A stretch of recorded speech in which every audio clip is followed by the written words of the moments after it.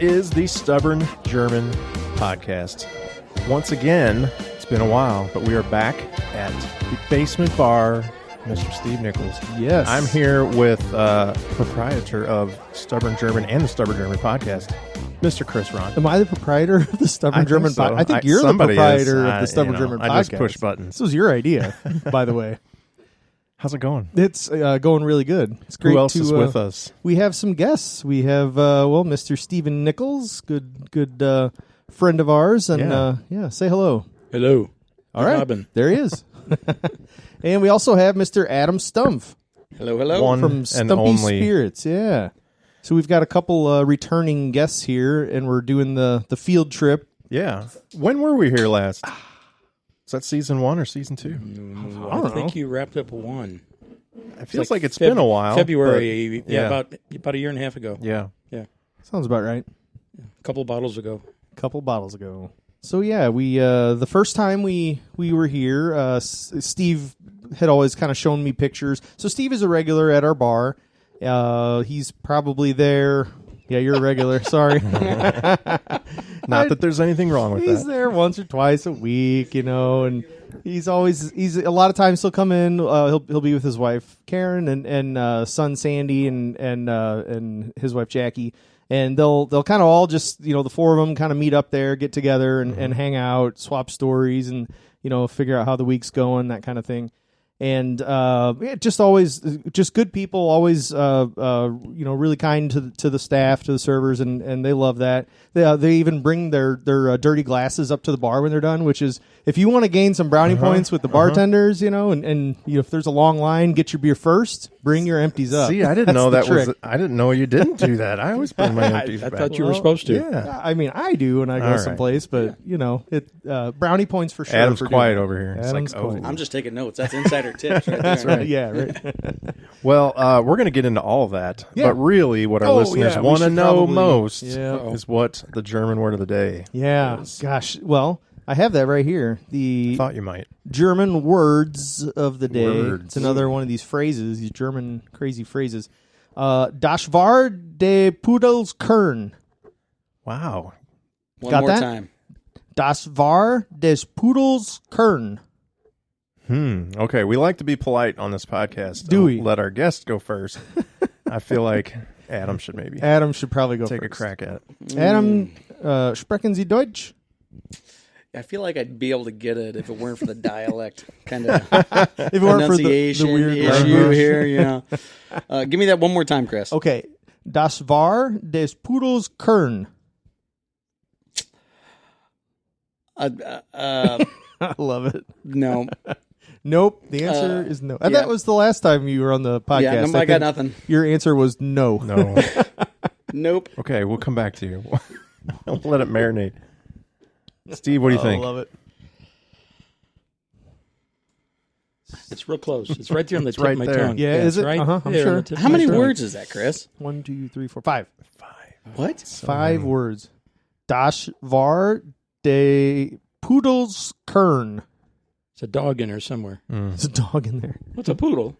Okay. Poodle, that's a dog. Go ahead. Keep right? going. Dog? I'm listening. Poodle. A corn puddle. A corn. Corn puddle. Kern. I mean, It's the dog Okay. dish. It's the dog dish outside the bar. Okay, dog dish there outside you the go. bar. Oh. All right. Yeah. The watering dish. The watering dish Yeah, outside yeah. the bar. That's good. Okay. I'm going to say, and I actually think I used this last time, but I'm gonna put a little variation on it. A bowl of corn pudding. I think I just said corn pudding You last did time. just Yes. say corn but pudding. a bowl A of bowl? corn pudding. The bowl of corn pudding is The bowl. All Das. right. I'm not rewriting. The The bowl. bowl of corn Okay. pudding. Okay. Those are two excellent guesses, guys. And Adam, would you like to come back around? Nope. He said corn I puddle. got nothing. Yeah. When you said corn puddle, Right. you want to That's work close. around the puddle? No.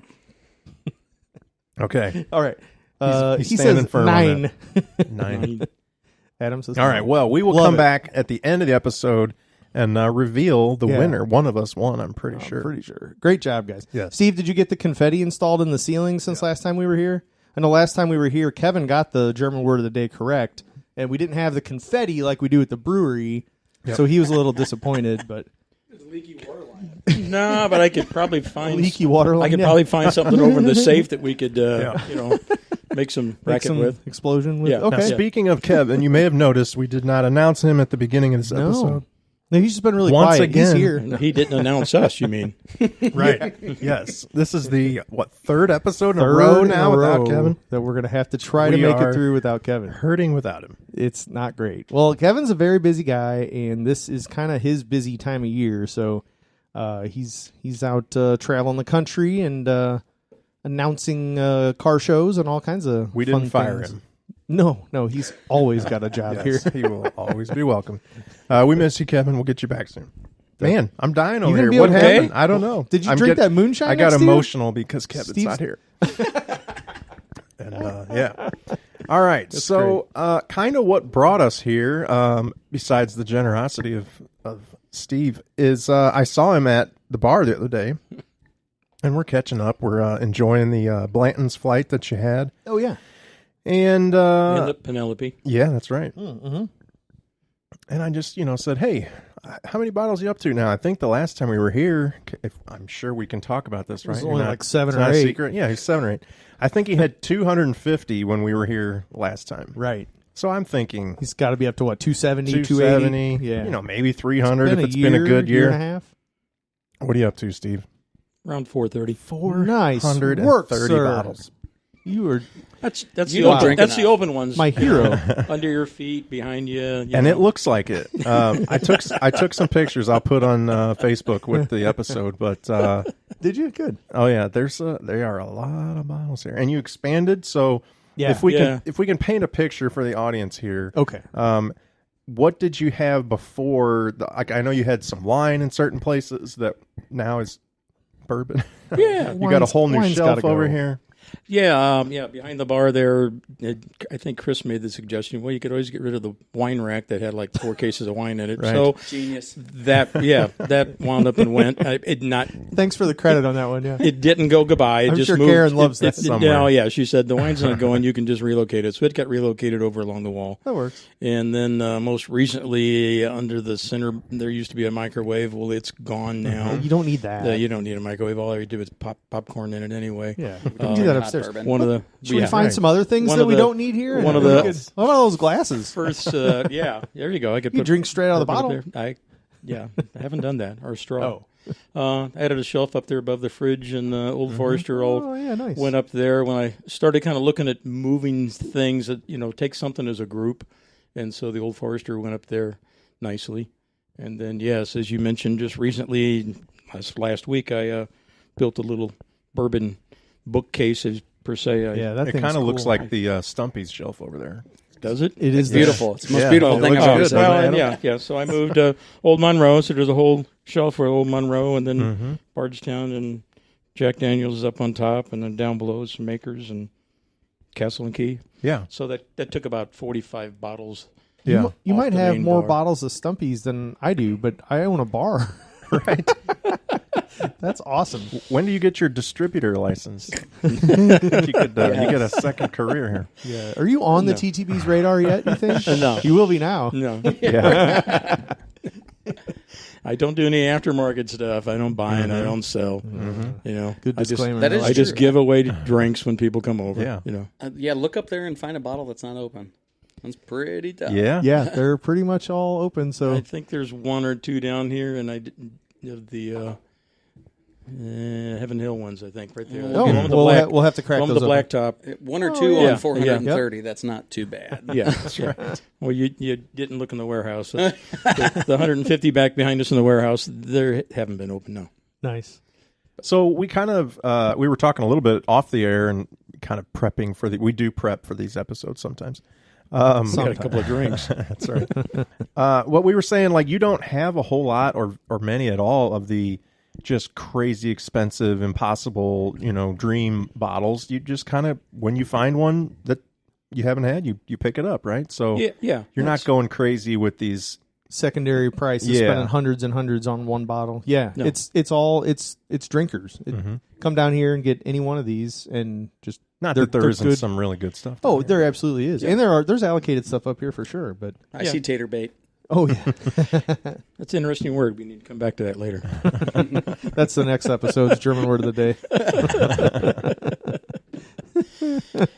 So it's just kind of here and there. You Yeah. know, if you travel on vacation, I think I said that before. You know, Yeah. come back through Tennessee, Kentucky, you stop in liquor stores and other states, and we go to South Carolina a little bit. And I brought back several from down there. I think they're down below Chris, some South Carolina, I Charleston saw that. area This ones. Jimmy Red and Jimmy Red, yeah. Revival. And Oh, is Revival. it? And, Jimmy Red, is that Highwire? Talking to the liquor store owner there, and he, you know, I got a bottle in my hand, and I said, "What do you think about this one?" And he kind of gives me a little frown. He goes, "Oh, these two over here," and we did a barrel pick on this one. I was like, "Okay," so I put that one back and Yeah. take the couple that he comes up with.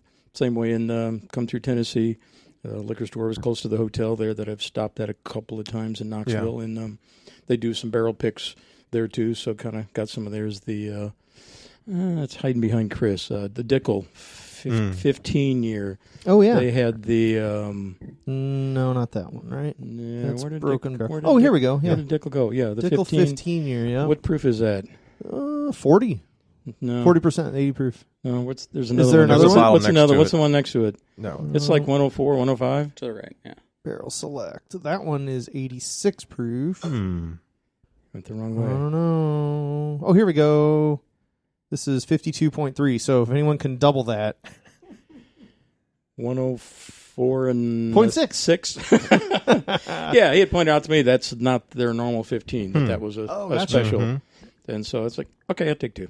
So Do you find that to be a productive way? Like, it sounds like a lot of places you go, if they have a barrel pick, you'll get it. Is people's barrel picks usually pretty good? They know what they're doing? yeah, they're going to be, I think, better than just off the shelf. Yeah. I mean, it ought to be, but- Somebody tasted it other than it just went through the manufacturing process of dumping barrels. I'm sure Adam can add to that, too. If you tasted somebody liked it. Yeah, right. Yeah, especially, I mean, from anybody that runs a fairly extensive single barrel program, they're going to go through and grade barrels, and those barrels that are outliers for a good reason, they're going to go into that selection process. So yeah, that's a beautiful way to buy bourbon, in my opinion. Yeah, and they select them for the program, right? They Yep, taste them absolutely. themselves first. Yeah. So yeah, you're gonna get a bunch of winners put in front of you usually. Right. And it kind of kills two birds with one stone, because it's a way for them to sell some kind of off profile barrels that like don't really fit what they're normally trying to do. And then it's a way for you to experience and drink some of those bottles that, don't taste it. Like Elijah Craig's a great example. Like they all kind of reminisce, make you think of regular Elijah Craig, barrel proof. But when it's a pick, it's usually like the last one we got, was like minty and like lavender, had all these herbal kind of things going on. It was just like, wow, that's just a crazy profile that you would never expect Elijah to taste like. Right. So they got to get rid of a crazy I was barrel. gonna say, We did it- loved that barrel, and Are they just trying to get rid of something that they don't think No, is going I- to fit, I or mean, they actually maybe do some think brands this is a good possibly sneak stuff in there like that, because sometimes a liquor store or whatever that is tired of going to these distilleries and like actually picking, they'll say, grab me a barrel, right? And so some of those hard telling what you're going to get. They might try to find something that's really tame and PG and just easy going, smooth. Everybody likes that smooth bourbon. And you might not get something bold and flavorful if you go that route. And it's hard to know walking into a liquor store for the first time, never been in there, and don't really know how they do it. And it says barrel pick, and it's like, well, okay, I'll take it. Yeah. So Yeah. Usually can't go wrong with them. yeah.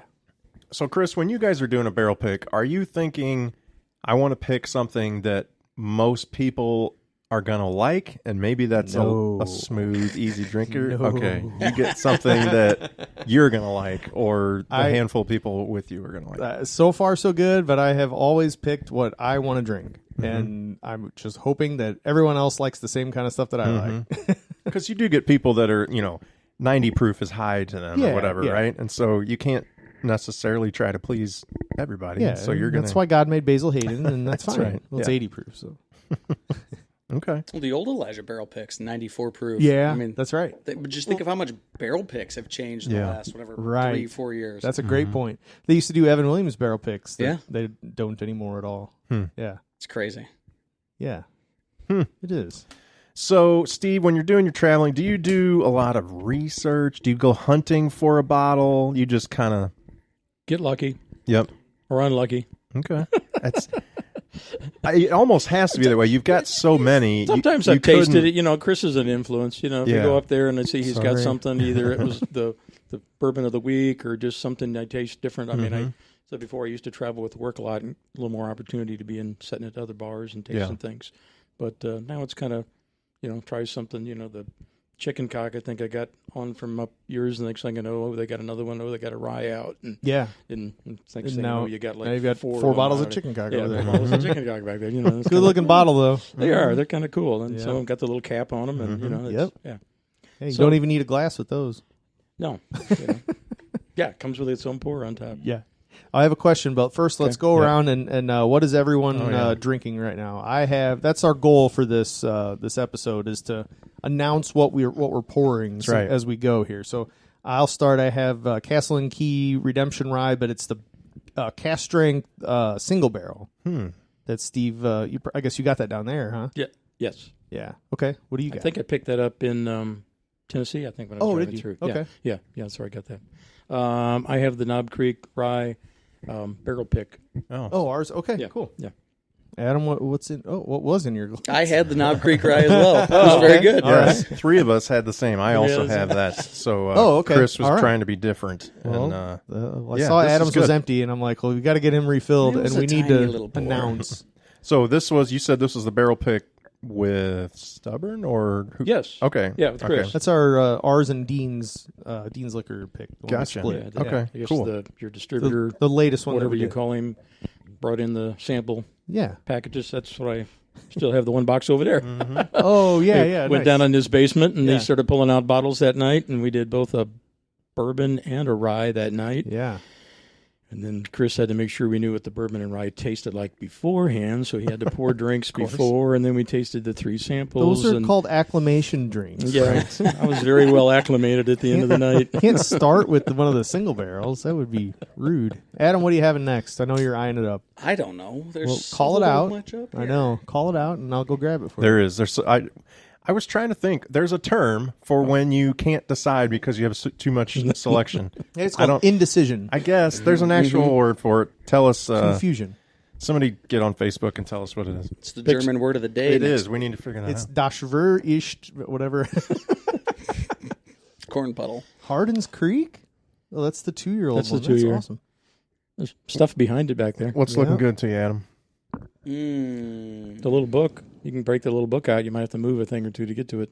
Oh, look, that's a lot of work. No, it's Let not. me try. Can I try that Peerless High Rye, please? I was for actually it. eyeballing that too. I might do the same It's thing. right next to the double oak. I haven't had that before. All right. You try that. Pour a little splash in mine if you would. And then we'll be set. Yeah, I did a home pour, a heavy pour. I screwed up. Oh, yeah. It's going to take me Yeah. a while to get through that one. So. Pacing You'll yourself. be half the Yeah. episode for that. Right. Thank you, sir. All right, so Steve, my question was, do you have like a most memorable bottle, like as far as the acquisition of it, like finding that bottle, like the best memory of it? Either whatever, maybe a manager said, "Oh yeah, I don't have anything good," and then they pulled out this or whatever. Anything fun like that stick out? Not with a manager per se. I will say that the 1792. What's the silver one? This one? Yeah, which is that? That's the 12-year, age 12 years. The yeah. 12-year. I happened across that bottle in a liquor store and just kind of walked in. It was sitting there on the shelf all by itself at affordable price, and it was like, I've never seen that before on a shelf. Yeah. I've never had it. Nice. So I just snagged it, That's cool. So- we've had one bottle that allocated to us at the brewery, and that's it. That's all That's we've it? ever had is one. So, Yeah. So I've It's been good. just the right time, right place, and happened to pick it up. So This is really good. Yeah. Talk into the microphone. I can't. There you go. there we go. There's background noise. Somebody in the crowd just walked up. It's really good, he says. Now he's reading the label. What's the proof, Chris? Well, I'm sure it's higher because you wouldn't be playing this game otherwise. So I'm going to guess that it drinks about, I'm going to say maybe right around 100. 110.6. Wouldn't have guessed that. Yeah. That's pretty nice. Yeah. Wow. So that's Kentucky Peerless High Rye. It's kind of like a gray label with like red stripes on it.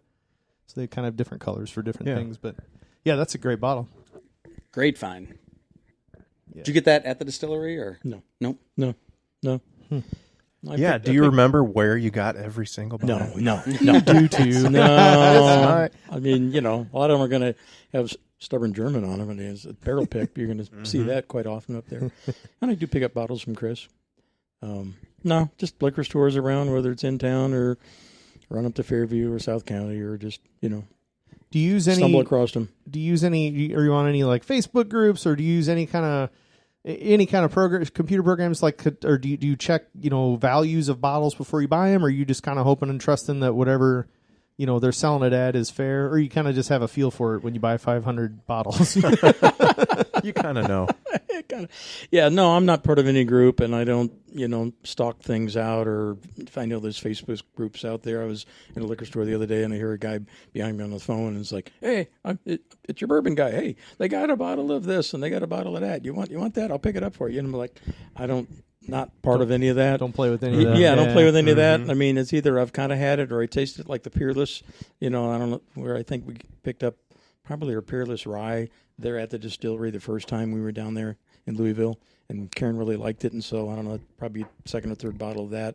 So then when I'd see the bourbon, I'd pick that up, and then as they came out with the double oak and the rye here also, it's got to be good. So then I just pick it up when I see it in the liquor store, and if it's in my price range, okay. If not, then it's think about that a little bit.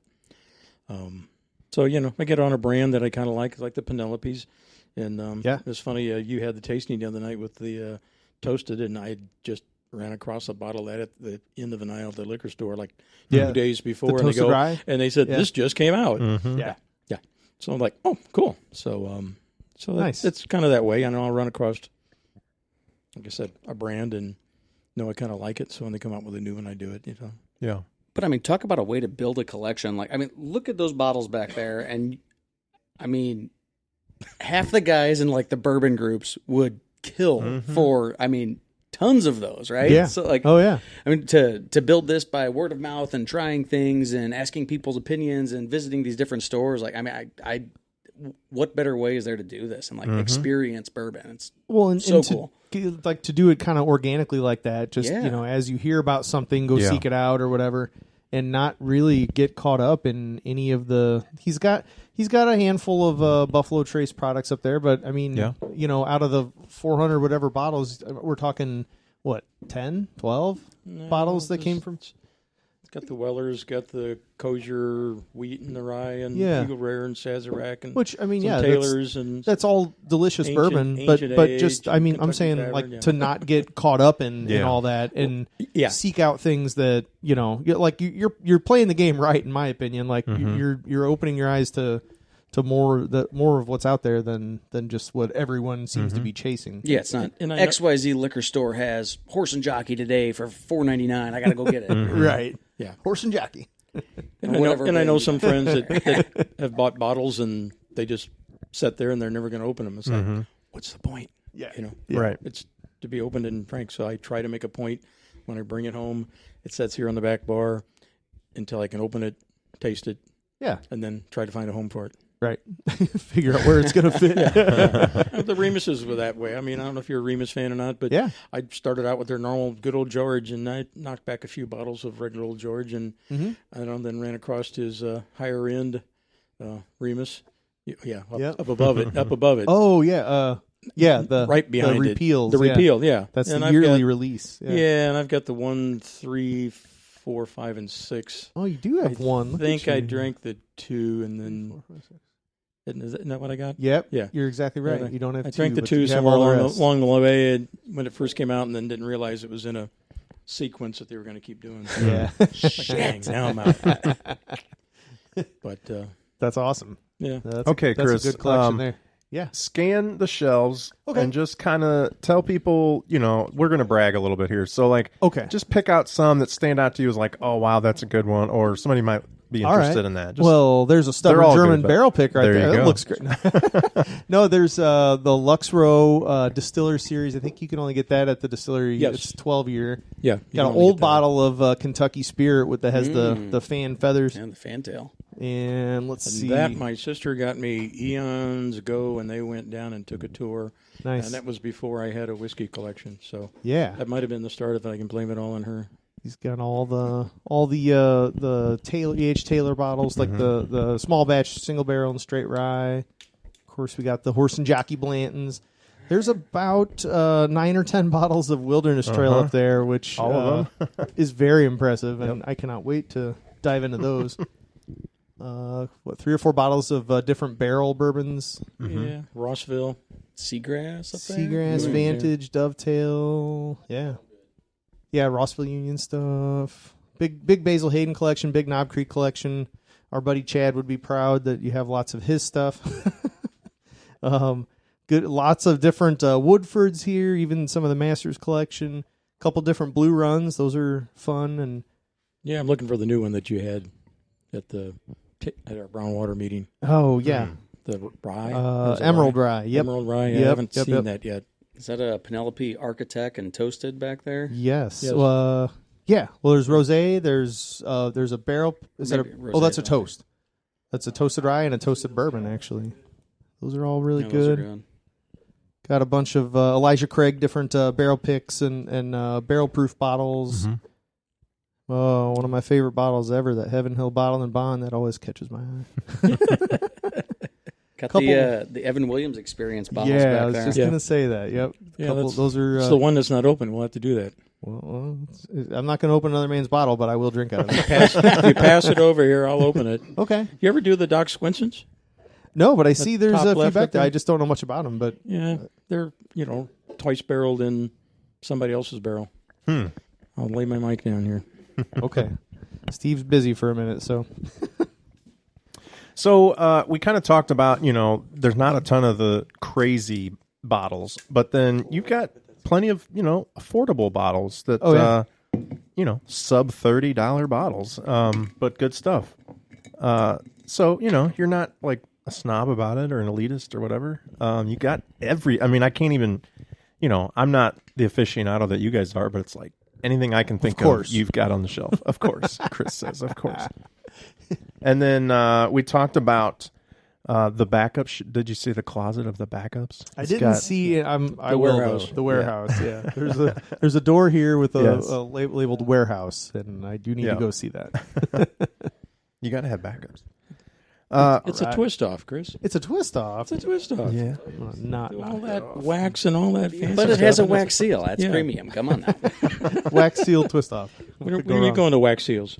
Yeah, about that. Yeah, about that. Okay, we'll move along. That's another topic. So the other few things, there's an Old Forester shelf there with some really good stuff on it, and then that Stumpy's collection. How many is in that actually? I don't know. Sandy took a couple off the shelf. 15. Oh, he's got. And there's a couple there. I don't know.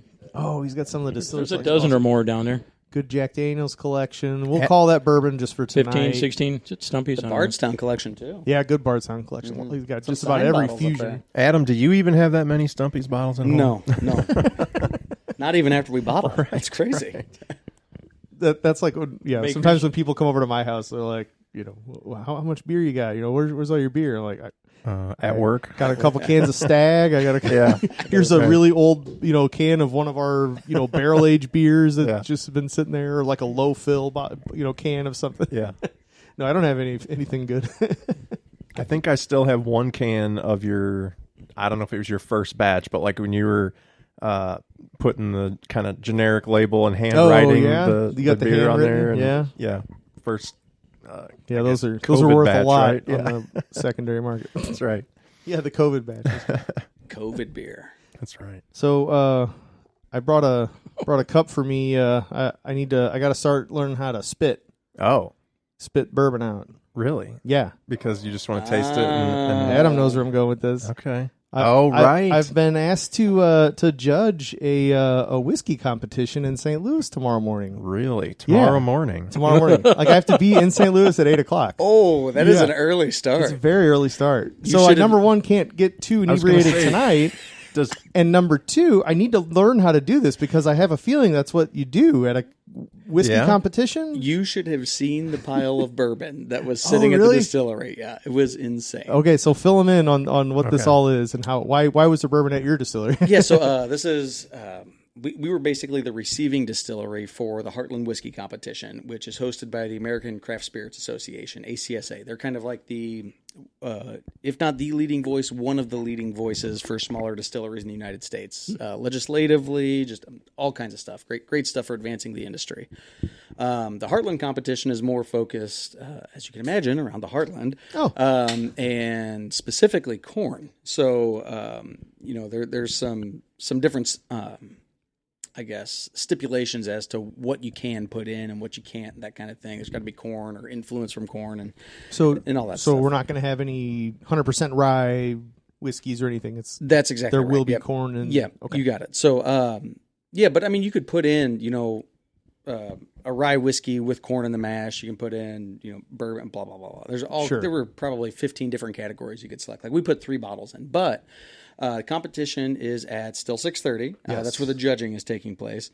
But because of Missouri liquor laws being weird and what they are, they couldn't receive the bottles directly over there. Oh. We know Dave really well. Love the guys over there at Still 630. So we ended up being the receiving distillery in Illinois and just kind of basically staged everything. And then the folks from ACSA came and picked it all up today. But Wow. we had a good stack in the office, probably like if Jared would kind of carve out your little square there. It was about that full. Okay. Then we went on vacation. About a 4x4? Yeah. Yeah. Then we went on vacation and we came back a week later and gone. it was like, fill the rest of the back bar there. Wow.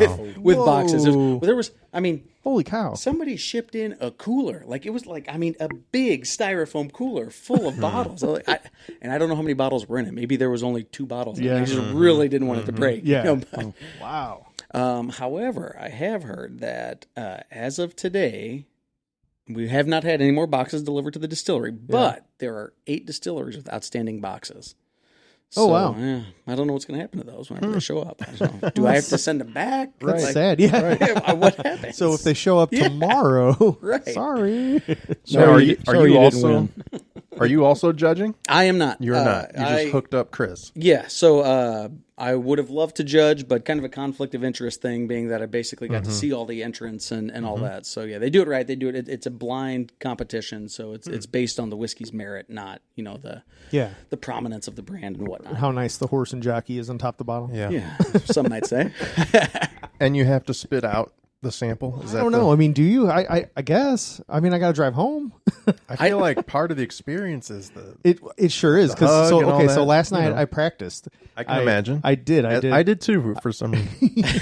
I took 5 samples and I wrote just basic aroma, flavor, and finish notes on all 5 of those.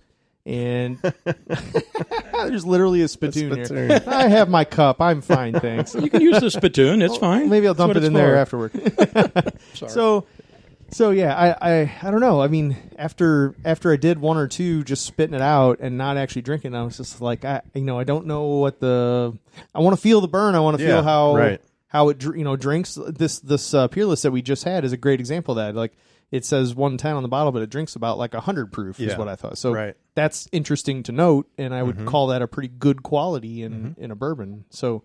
I feel like that's part of the finish too, in my mind. Right. Yeah. Yeah. Right? Yeah, but to go all the way down your throat, you still pick up some of that. I mean, it's I mean, and maybe, so then after I don't know. By the time I did my 3rd, 4th, 5th one, I was kind of not spitting so much, and so I would kind of just I would spit some of it out and then basically swallow the rest and just kind of have one nice burn out of it, and just I can judge it on that.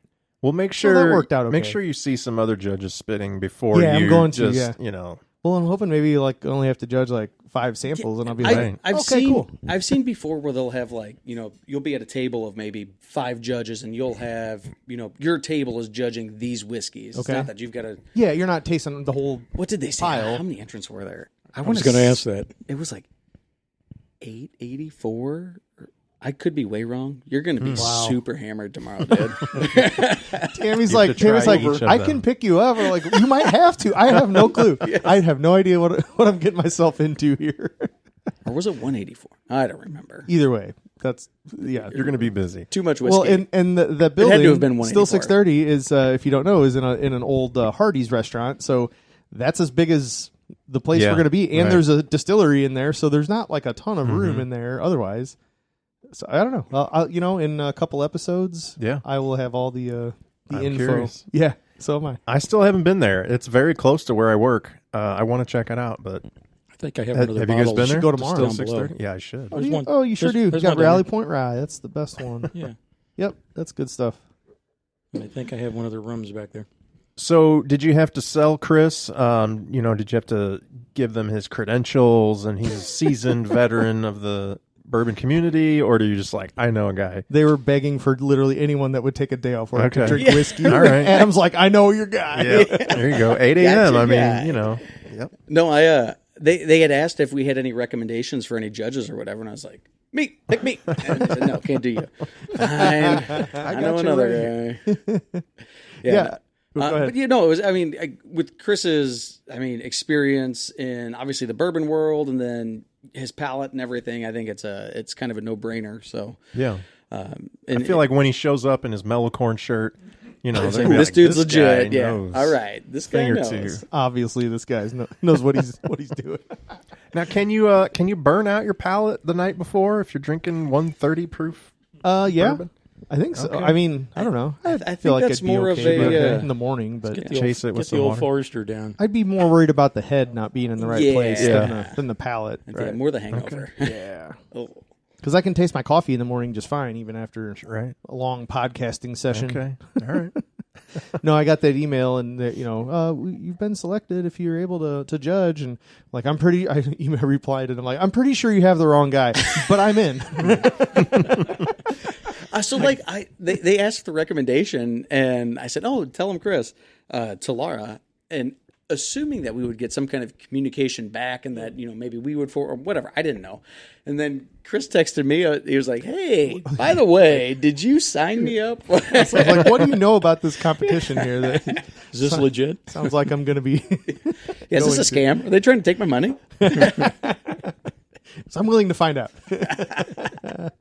I don't know if you've ever watched the Whiskey Wednesdays, but they interview, it's all a Buffalo Trace, and they go behind the scenes. Oh, yeah. Yep. And they do that very same thing with the master distillers. I mean, they're sitting there on camera at a table with Pappy and all the fancy stuff, and they got this spittoon that's on wheels that rolls around the Oh, really? table, and they do their tasting and lean right over and spit it out. So Okay, so it is a just thing. get Huh? used to it, yeah. All right. Well, They've explained that even too in what I'm, because they said you're tasting all day long.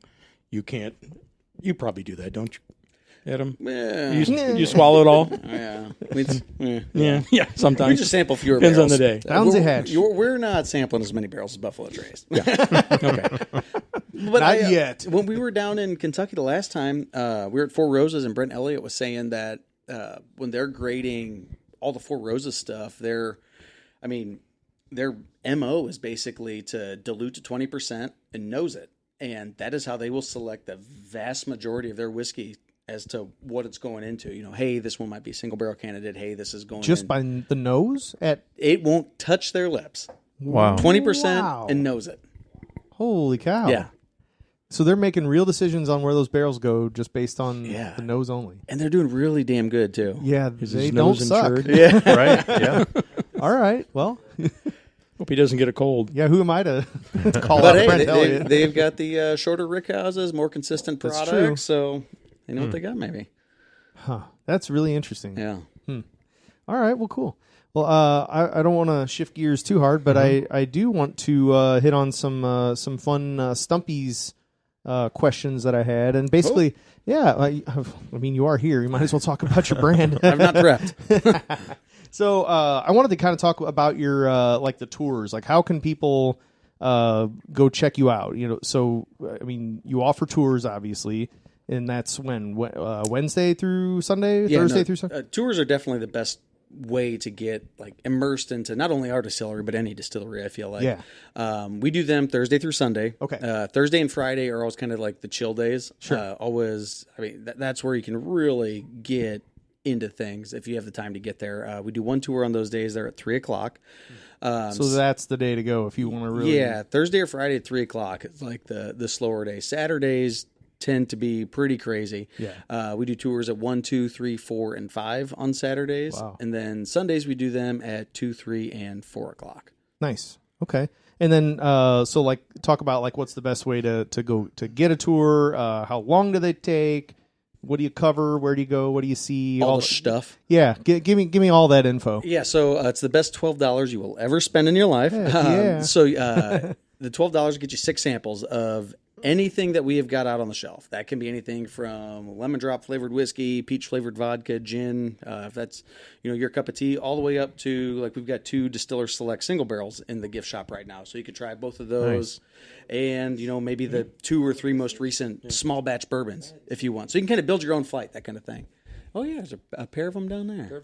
Look at you. Would you look at that? Steve's already got those. So, yeah, you can try those. And that's kind of a, try before you buy kind of thing. We do tastings and that kind of stuff, too. But you get to try 6 different products, and we don't upcharge for the single barrels versus anything else. Like, it's treated as the same. So you're going to get a full history of the brand and the products and all that stuff as you're going through the tasting part. And we do the tasting up front, before we do the tour. It's always kind of fun that way.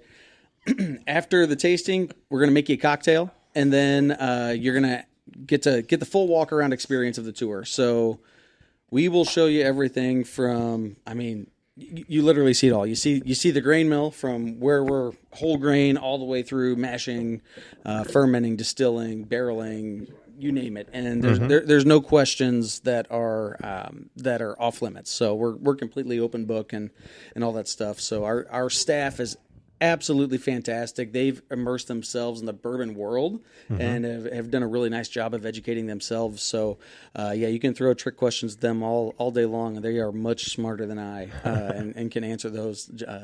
It's amazing. It's really amazing. So I love your antique mill. Yeah, is it still working? Oh yeah, she's running. She's running. Yeah, we got a lot of cool old stuff. The still is 101 years old. Wow. This year. Yeah, we've got an old mill. The grain cleaners from 1949. So it's kind of a, in part a distillery tour, yes, and tasting and all that, but it's also kind of a museum tour right. at this point. Yeah. Look at these artifacts we work with every day. Exactly. That's and you awesome. say they'll go into the Rick House too? Oh yeah, you get to go into the Rick House, and that Rick House is packed full at this point. So we are sitting on just shy of 2,000 barrels at the distillery site. So nice. Every Rick slot is full unless we've just pulled a barrel off of it. We've even got some barrels sitting in the hallway. That is the icing on the cake of any distillery tour. Yeah. If you're doing a distillery tour and you don't get to go into a Rick House and smell all that goodness, you did not get your money's worth. But yeah, by goodness you mean lost profit, but whatever. Yeah, Adam calls it lost profit. They call it angel share. It's more like distiller's tears. Smells aren't free. Right. I imagine if I worked there, you'd always be able to find me there. I'm just hanging out, smelling. If you hang out in there too long, can you get drunk? That sounds like a project for tomorrow. Take a lounge chair out in the Rick House and take a nap and wake up. Woo! Would you look at that? He was right. It worked. That's awesome. But you're not kidding. That's true. A full tour, all over the facility, 6 samples, and a cocktail at the end And you get to take the glass home with you. for $12. And Dude, are you making any money? No, You should double that at least. it's marketing. You need to double that. Wait till I come in next weekend, and then you can double it. That's awesome. Okay, so I know you're working on the new building that's just a couple miles down the road. How will the tour possibly change whenever that's opened up. When is that? That'll be in what, around a year-ish? Yeah, Couple- year-ish. Year- I mean, okay. depends on construction delays. Year and right? whatever, Yeah, yeah. exactly. Year and change. I we'll understand. call it. But yeah, so the plan is that we'll start the tour. Like it'll kick off at the Visitor Experience Center, the new building. The new building. Okay. We'll take a shuttle ride over. That's where a lot of the brand history stuff will happen. Yeah. Drive by the farm, all this stuff. Do the tour at the distillery. End up back at the Visitor Experience Center. That's where you'll get your cocktail at the bar. You can sit and enjoy the cocktail, grab another, hang out, grab some food, whatever. So Nice. yeah, can kind of be a shuttle situation. That's awesome. And then what tour do I sign up for on your website if I want to go fishing in your new lakes, which you just built at the new place? Yeah, so we need some dams and some water first. Oh, you need rain for that? Yeah. Not happening this About year. that. You'll have some magnificent holes in the ground. I'm sure they'll be great. Nope, you're going to have to arm wrestle my little brother. Oh, yeah. That's funny. Was that a natural landmark that you kind of turned into a lake, or did you say we're putting lakes here, cut it out, dig it out? What was it like? It's a really cool property. So that ridge there is one of the high spots in the county. Everything on the east side of it, like the highway side of it, drains towards the Kaskaskia River. Everything on the side that we're building on drains towards the Mississippi, like down towards the bluffs and that. So it's kind of like the Right crest, there. right? Continental Divide. Wow. Yeah. So The County Divide. yeah, that sounds like a whiskey brand. County right. Divide. All There right, you go. all right. 110 proof. County Divide coming soon. Take a note here real quick. But there were some kind of natural drainage ways through there that we're going to end up, cut some dirt out of some, fill some other in that. And we were going to try to build one lake, and then we realized the dam was going to be like 70 feet high. Okay. Okay, yeah. Corps of Engineers is not getting involved in this situation. So let's You don't need a let's think back. 70-foot deep lake. Yeah, so we cut it back. We did 3 lakes. One is going to be up close to the Visitor Experience Center and the patio and all that. So you'd be sitting right next to the water. Second one is kind of like long and skinny and makes the drive in really nice. And the third one catches the off fall of both of those. So that's two. the ugly one tucked away in the back. That's where the big fish are. Yeah, you got it. No, That's where Chris will hang out. Yeah, But but you can find me. that one, in my opinion, is probably the coolest because as we cleared those trees out, the thing that we didn't realize is you're making the drive in. You're coming along this skinny lake. It's like, imagine a ravine through the woods, right? So you got Sure. trees on both sides, really, really cool picturesque. And you make this corner, and that's where the big lake is. And we cleared all the trees out of the way, and you can see down the bluff, you can see Salt Lake Point and Really? and all that Wow. stuff. Yeah, so Nice. it's a really cool view, and it's cool just being Yeah. dirt and trees pushed over right now. So it should be really It'll cool be once really it's water. great Yeah. once there's water in Yeah, it. and fish. and some ducks and stuff. Yeah. That's awesome. Yeah, and then we did some other cool stuff around there too. We did a lot of prairie reclamation. So we took some farm ground out and put it in CRP and conservation ground and did Nice. short grass, and we're gonna do wildflowers and all that fun stuff. So Cool. Sweet. And so how is the expansion going? Are you in the middle of picking out colors and yeah, bathroom fixtures and all this miserable stuff that when you say you mean Laura. Yeah, she's But doing. that's a lot, what's she's happening doing in a the lot Stumpf of that. household Yes, right now? Exactly. She's doing a lot of that stuff. We are probably going to be starting on the foundation any day here. Oh, now. cool. So yeah, we're just had a couple last little Yeah. hurdles we had to jump over. So got Sure. those done, and Sweet. yeah, gonna dig a hole in the ground, and then go to town. yeah, we'll see. It's kind of scary. I can't wait to see it. Any fun whiskey projects coming up? We've been running a lot of really cool contract recipes. Really? It kind of stinks though, because it's like they go out and they're going to go to a broker, and then they might end up in who knows where. I mean, Yeah. literally any distillery. You literally don't even know no idea what but it is or where. You might come back to Steve's in 2 years and be like, "That's my whiskey." Yeah, distilled in Kentucky, Indiana, Tennessee, and Illinois. What? Oops. No, I a lot of that stuff has been really, really fun. But we've laid down the most whiskey for Old Monroe this year that we ever have, and Sweet. 100% of that whiskey was in our custom toast and charred barrel from Independent Stave. That is all based on the original 1948 Old Monroe bottle that we have that they reverse engineered and all that stuff. So yeah. So talk about that real quick. Yeah. I think we probably got into it on the last one, but that's such a cool story. So Yeah. you went down to Kentucky and you met with Andrew from Independent Stave. Yeah, so we got a bottle, an unopened bottle, tax seal, whole 9 yards, distilled in 1948, bottled in Of Old Monroe. Yes. The old school Old Monroe, the original. You got it. Distilled in Columbia, Illinois, 1948. Bottled 1953, according to the date code on the bottom of the bottle. Age stated 5 years.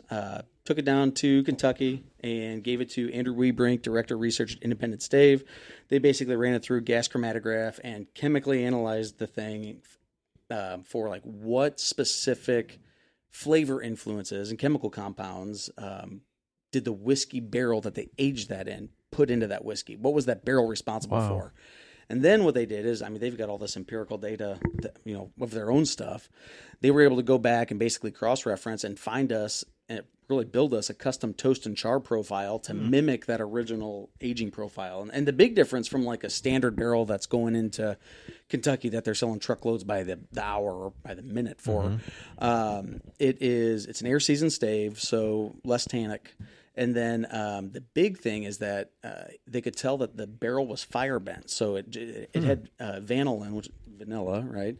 Just off the charts. So basically, it had this really big toasted layer on it. So a lot of really, really nice sweet notes in that, and even the new make, tasting it, you know, a couple months after being in the barrel, you can already tell it's getting a lot of those really cool sweet characters. Yeah. Gosh, I don't know. Toast, vanilla, sweetness. I don't know if that's going to work, Adam. I don't know. Hey, we've got a little bit of that. People aren't into that, are they? No, we got some of that Brown Water Society bourbon in those barrels as well. Yeah, I was just going to ask how that was coming along. Oh, it's coming along. It's probably time for a taste test, I'd say, right? Is there any left? It's been about 3 months. Bottle it. That's funny. I guess we've talked about that on the podcast, right? I think we have. Let's recap. What are we doing? Okay. Brown Water Society, the bourbon club that meets at Stubborn German. Yep. 500 strong members, whatever. Yeah. Easily. You guys, We sent out a survey. yeah. So the idea was to basically the club would engineer a mash bill, figure out what we want to drink based on this survey, the answers to the survey. We kind of averaged everything together, and we made a. It's been a while. I don't remember exactly what the mash bill was. 70-20-10. Wow, look at you. Yeah, that's right. It was an easy one to remember, so that I would never Apparently forget. not. Still forgot. Look at you. 70% corn, 20% rye, 10% malted barley. And what did we get? About 9-10 barrels out of that? Yeah, I want to say it was 9 and change. Cool. Do we get Where's the cool change? Yeah, right. It's a partial fill barrel. Do we get the nice 1948 char? Well, that's what he's saying. Some of them did, yeah. Okay, all right. Got a few, right? We did a couple different barrel entry proofs, a couple different barrel profiles. So, yeah, there's across those 10 barrels, there's quite a few variables to pull from. A lot of differences, yeah. Should be interesting. And we talked about, what's the earliest that you'll try one or all of the barrels? How's that going to work? You're going to wait 3 You can months? try them whenever, but what would you normally do? Like a year or Well, to so just they won't sample it? be for sale No. for what, 3, 4, 5 years? Right, Yeah. right. Yeah.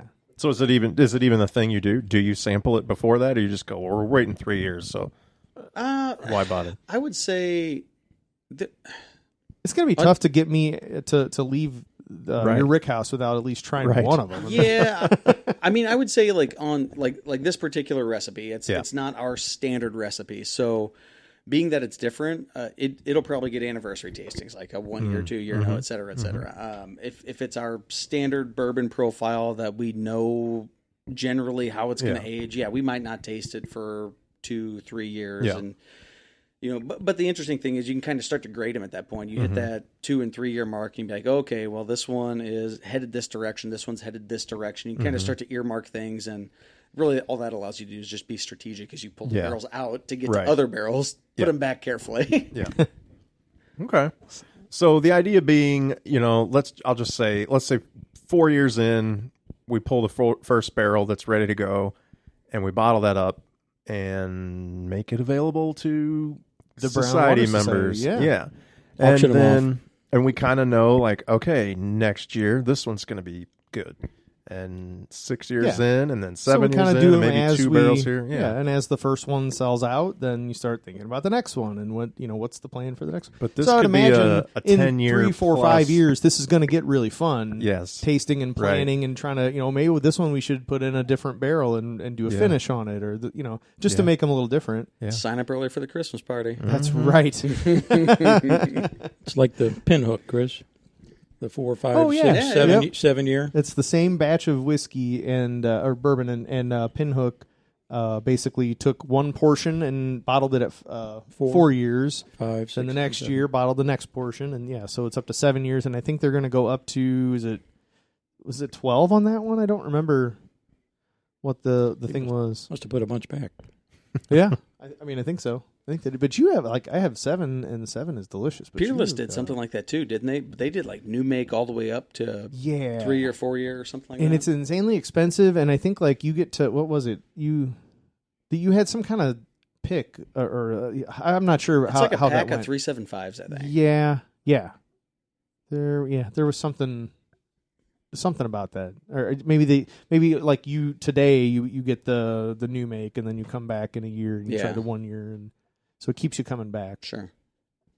Now, we talked about off the air, Chris. Sure. Said, I'm sorry. Yep. What are we drinking? Oh gosh, this- Steve, we thank didn't you. even talk about You guys got talking. You're this. not Was talking about very what we're good, by the way. drinking. What was I drinking? This was a Distiller Select Old Monroe. This would the rye was in the Norton barrel, right? Mm-hmm. You got So it. this would be the 15 year. the bourbon 107. So that's the one that's finished in the 15-year Mystery barrel. Kentucky bourbon barrel. Yeah, rhymes with Barton. Schmarten. Yeah. Oh yeah, Probably of something like course. that. nice. It's delicious. This is the one that has the killer finish on it. I mean, Yes. yeah, it's awesome. It was very good. Thank you. What do we Get want to some of try? that, Adam? What's that? Did you get some of it? It's I've Stumpy's, had by that the one. way. Have you Yeah, ever that- had your own bourbon? Okay. It's Stumpy's. Are we We gonna- didn't say that, so are we gonna we're open just that holding one? it up like this is what it is, right? So we talked a little bit about. I think they opened. What is this Evan Williams here? Master Blend. So that is only available at the Evan Williams Experience in Louisville. That was about 2 years ago. I think it's still there, So it's 2 years older now. and it's a blend. I want to say of like what 10 and 12 year, or I don't know, 12 and 15-year-old barrels. Yeah, it's old stuff. It's like 9, 12, 15. I mean, it's Yeah. old. Like when they tell you the age statements on it, you're like, oh, I'm buying that bottle. Yeah, Nice. Includes 23-year-old single barrel, Yeah, Holy cow! yeah. bottled in bond, signature black in 1783. So it was like 5 different things went into You it. never Cool. thought there was such thing as a $100 bottle of Evan Williams. Evan but, Williams, yeah. There it is, right there. It's the price of that. And it's worth every penny. That stuff's great. The red label too. It's got a real nice sweetness up front, if I remember right. And yeah, the red label's awesome too. So. Yeah, Yep. just the nose on this thing. Well, we talked about Chris recently made a sour beer at the bar, and we thought he'll never make a sour. In fact, what's the name of the beer? Never say never. Never say never. So, Adam, Get it. is Get there it. is there a bourbon or a whiskey or a product that you said I'm never doing that, and you ended up? And then here you are. Or what's the Oh, crazy, boy. weirdest thing Peanut you've been butter. doing lately? Go ahead. Everyone has one. Yeah, it would be something flavored for sure. Mm. Just every time. I mean, we make like our pecan pie and lemon drop and honey and all that stuff. It's bourbon white dog is the base of it. So when it doesn't go in a barrel, I'm just like, man, this is missed potential. Yeah. It's just, Yeah. It could have been in a barrel and Yeah. become bourbon, but It's a fight that I fight every day. So, I mean, any of those, but really the main one that I would say is probably asked for the most. There's two of them. You might be able to guess them. The two that are asked for the most, and I will not do them. Cinnamon, like Okay. red hot Yeah. Fireball cinnamon, Uh-huh. and freaking peanut butter. Okay, peanut butter. You know it was going to happen. not Thank you. happening. If I want peanuts in my whiskey, I'm gonna drink heaven now. Yeah. Get Okay. it the natural way. Yeah, I mean, I'm gonna like it. I appreciate that you're not going to cave on the cinnamon or the peanut butter. He whiskey. didn't say bourbon cream was out of the question. You definitely didn't say that. Anything in the works that nobody knows about and you're going to reveal on this podcast? Right here in front of us. Yeah, but No one's listening. It's okay. not really. I mean, we've got some really cool stuff going on for some packaging clients right now that will be available in the area that are super cool. Can't say anything about that. The biggest thing for us is the rebranding. Yeah. So we just got like kind of the full set of label proofs back. And if you look at our whiskey family now, there's 4 bottles in it. There is our black label, which is Old Monroe Small Batch. You're going to have a red label, which is Old Monroe Single Barrel Barrel Proof Bourbon. Green label, which is Old Monroe Single Barrel Barrel Proof Rye. Okay. And blue label, the wheat version of that. Oh. So yeah, you've got small batch, but then you're going to see a lot more single barrels. The small batch still 90 proof? Small batch will be 90 proof. Okay, Yep. cool. Not dropping the proof on it or anything. Nice. So it'll stay 90 proof and kind of that premium everyday sipper kind of situation. Yeah. And then all of the single barrels will be barrel proof. Like there's not an option. If it's going in that label, it's going to be barrel proof. Yep. So that's the red, blue, and green. You got it. Awesome. Yeah. Yeah, and the whole rebrand, like the package is gorgeous. I should have brought it tonight. It's a totally different bottle, totally different label. Really different bottle and everything. It's a really cool like What's the closest to up here? the Luxro bottle. Oh, really? Yeah, The tall, square, taller kinda square. Yeah, no fancy embossing. or anything rectangle. like that. It's the size of a brick. Yeah, approximately the size of a brick. Yeah, one brick of whiskey. One brick of whiskey. Nice. There's your next bottle name, Yes. label name. I love it. One brick. Now, you didn't That's say... got it. Steve, do you have one brick down here? I bet you do. I'm sure I do somewhere. I don't think you said white label. Are you going to keep the old at all, or is that going to... You're going all new with the black... red? No, yeah, the white label's kind of going away. Okay. The other thing that you'll see go away on those brands is Stumpy's. So you're going to see kind of a shift on the You changing your last name or what? Yeah, I am. Electrical tape out, covered up. Yep. No, we're all the aged products can be Old Monroe. We're kind of shifting to Old Monroe Distilling Co. And then you're going to see a separation on the flavored whiskeys. They're going to lose Old Monroe. Okay. And their brand is going to be Stumpy's. Interesting. Yep. All right. Yep. I can see where you're going with that. And then not that anybody cares about We vodka care. on this We podcast. all care. Well, kind of. On the vodka and gin, though, we are the Stumpy's is coming off too. So Yeah. think of Oh, yeah. All kinds of unbroken down here. much more Heaven Hill esque. I will say, like your house of brands. You know what I mean? So Yeah, for sure. So Old Monroe will just be one of the brands under the Stumpy's umbrella. Kinda. You got it. Yep. Okay. Yep. But it's, I mean, Stumpy Spirits Distillery. You got it. Umbrella. You got okay. it. Yep. Yeah. yeah, Nice. That's awesome. yeah. Just trying to. I mean, That's a good step. And I agree. I like not that. not that it was wrong to do it the way you have. I mean, you got to start somewhere and get going and all that. But I love the direction, and that'll be yeah. No, I mean, you guys have been good idea. along for. I mean, a lot of the bottles, and kind of along the way. And I mean, we've never sourced, so we've always sold what we've made. And Right. obviously, the older we get, the older the whiskey is. And we're really at a point now where, I mean, everything we're putting out is over 4 years old, and it's just a different product now than it was previously. So now it's like, okay, now we're at a point where the liquid is elevated to a level that's, I mean, even in, an older age and what you can even go out and buy barrels for right now. So it's like, it's time to kind of catch the brand back up to that. Yeah. That's cool. When is that happening? It's been happening since like February. It's a slow road to hoe for sure. But we're probably going to go live, if all goes well, like October. Oh, okay. Wow. Soon. So your new bottles will come out in October. So you have some things not All right. in house ready to go, but you kind of just putting it all together to. Yeah, exactly. Yeah, we're like Well, 'cause final you have to label change tweaks. the bottling machine and everything, right? I mean, Yeah, there are 1, 2, 3, 4 labels on this thing. So wow. they all have to be centered. And it's a whole deal. They don't have to be centered. Steve will drink it if it's not No, centered. no. Look right there along the wall. Are those centered?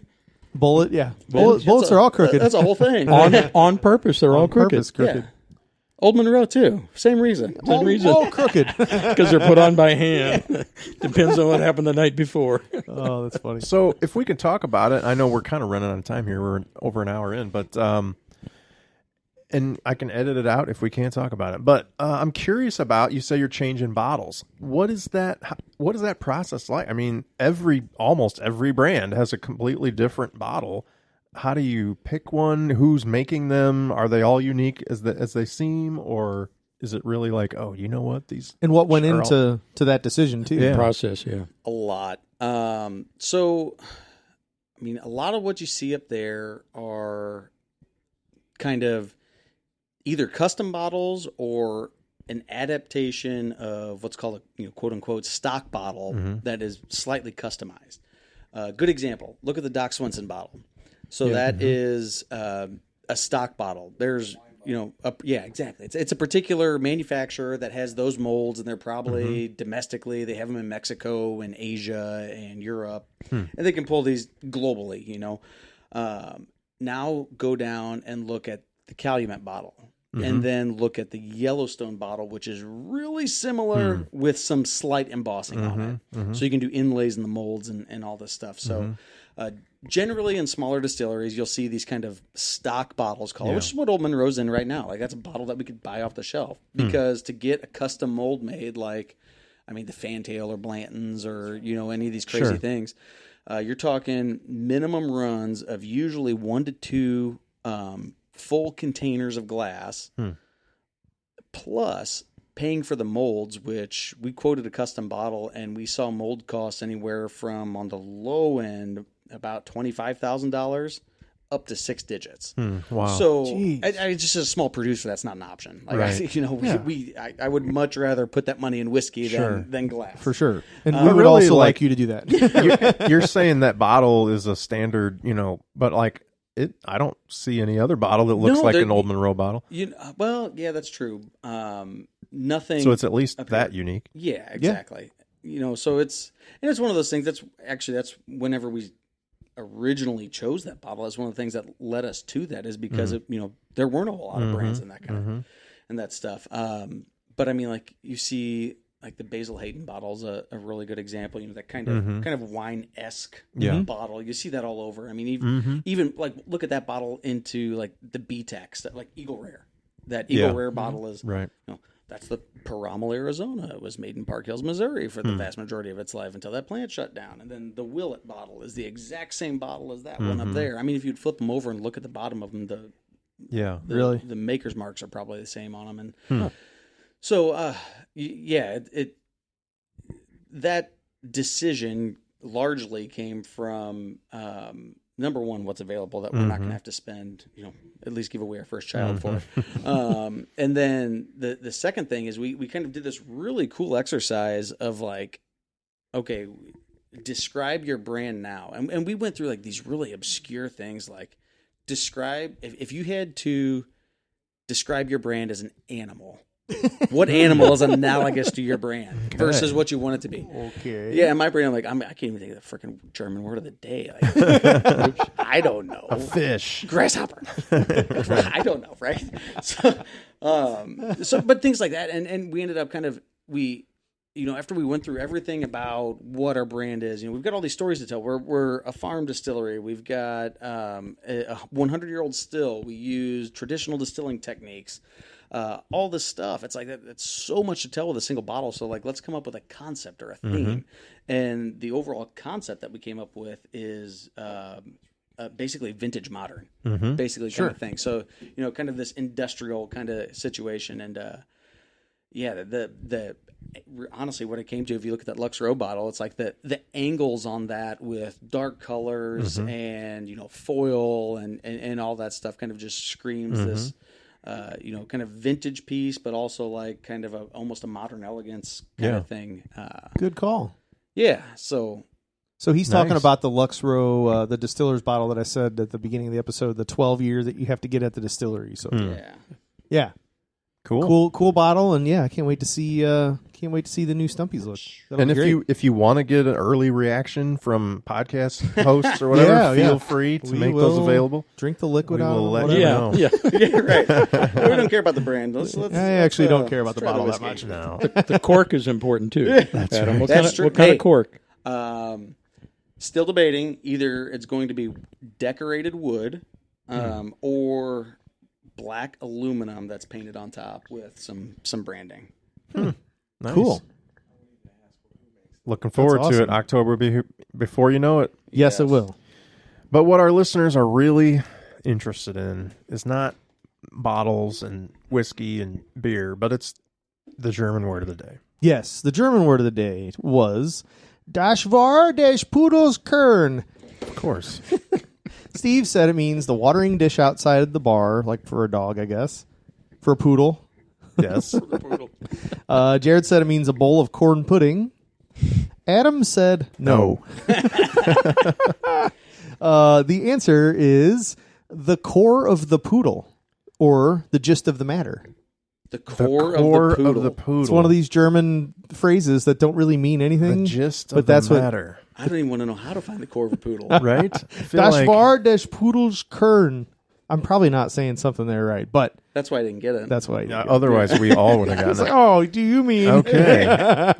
the core of the poodle? Core of the matter. Or the gist of the matter. Gist of the matter. Okay. Interesting. The Thank poodle you, does mean Rosetta poodle. Stone. That's a Yeah. phrase. Now we got the German phrase of the day. That's a little different game we're playing here. They're just you gotta, these little You got to know like three-letter 5 words. words now. I only had to You know don't know one what word das before. means? Das. No. Or Kern. Yes. So I don't know. We talked about doing another episode. I think there's plenty more we could talk about, but we'll see. It depends how far into these bottles we get. Yeah. And Chris has an early day of more drinking ahead that's of true. him. So. But He's teaching his taste buds. Yeah, we're learning a lot Educating today. But we want to thank our guests, Adam and Steve here, especially Steve for having us. Yes, thank you, Steve. This Thank is you, such Steve. a cool basement bar. You can't really even imagine what it is like down here. We've tried to paint a picture of it. I took some pictures, and but it's definitely cool and always Whiskey heaven. always a fun time. It is whiskey heaven down here. But we thank you for listening and tuning in and subscribing. You are subscribed, right? I had to tell Right. I had to tell Liz how to subscribe to her After- own podcast after episode. her episodes. Yes. Yeah. I thought she would have already been a subscriber, but now she is. So once again, we thank our hosts for having us. We thank you for listening. We thank Chris for bringing beer. And as usual, we end every episode with Gross.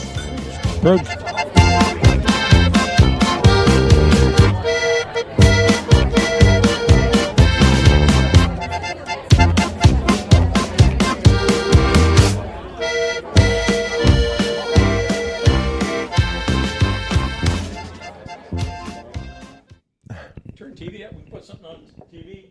Yeah, you know. I mean, there's not much to watch with the Cardinals, so Music? Play a rerun of Nah. Cheers. I got XM. If you want some music. No, we don't need music. No? No. unless it's Then we have to pay for it. Yeah, right. Only polka. We'll get banned off YouTube. Yeah, all 6 listeners will demand to know where it came from. Okay, everybody, give me a mic check, please. Mic check 1, 2. He is loud. Sound good? I mean, it's always loud, but yeah. 3, 4. Yep. I'm going to just turn everybody down a little because we don't have to compete with the bar. All right. I think we're good. Are we good? What are we talking about? Bourbon. All right, we got to start this off, don't we? Yeah. Do you? Oh, yeah. Do you know how to do I think that? you should do it. Are you recording it? We are recording. Is there a topic? Not really. Oh, cool. We're not going to talk about anything that you don't already know. Mailing it in. Yeah. Yeah. Okay. You good with your word of the day? I'm trying to see if I can Okay. pronounce it. Oh, that would be helpful. Bratwurst. All right. I think I got it. Close enough anyway. Okay.